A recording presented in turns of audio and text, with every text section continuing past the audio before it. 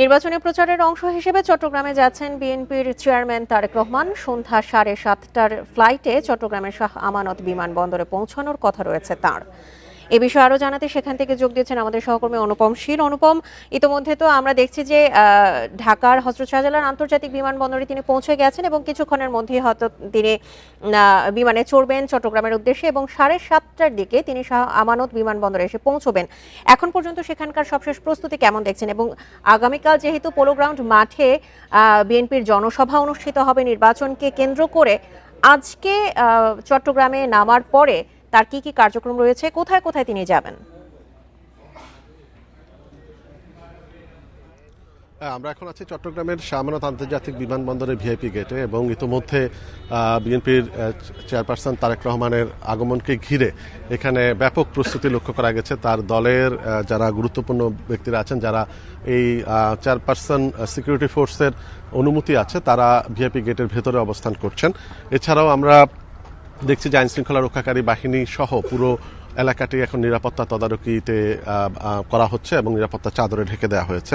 আমাদের গণমাধ্যম কর্মীদেরও আসলে একটি নির্ধারিত জায়গার বাইরে ভেতরে আর প্রবেশ করতে দেওয়া হচ্ছে না। আজকে মূলত আমরা যতটা জানি যে কথা ছিল 7:35 তারেক রহমানকে বহনকারী বিমানটি চট্টগ্রাম বিমানবন্দরে এসে পৌঁছাবেন। তবে এক্ষেত্রে কিছুটা সময় এগিয়ে আমরা সর্বশেষ যে তথ্য পেয়েছি তাতে হয়তো 7টার মধ্যেই তিনি চট্টগ্রাম এসে পৌঁছাতে পারেন, এরকম একটি খবর আমরা পেয়েছি। এবং এখানে সন্ধ্যায় অবতরণের পরে তিনি আসলে এখান থেকে সরাসরি চলে যাবেন চট্টগ্রামে রেডিসন ব্লু হোটেলে এবং সেখানে তিনি রাত্রি যাপন করবেন। এরপর আগামীকাল সকাল 9:30টায় চট্টগ্রামের সেই রেডিসন ব্লু হোটেলে সেখানে 300 শিক্ষার্থীর সঙ্গে ইউথ পলিসি টকে তিনি অংশ নেবেন। সেখানে মূলত শিক্ষা, কর্মসংস্থান, কৃষি, নারী ক্ষমতায়ন সহ বিভিন্ন বিষয় নিয়ে বিএনপির সামগ্রিক পরিকল্পনার বিষয়ে তিনি বিশেষ করে তরুণ প্রজন্মের প্রতিনিধিদের সাথে কথা বলবেন।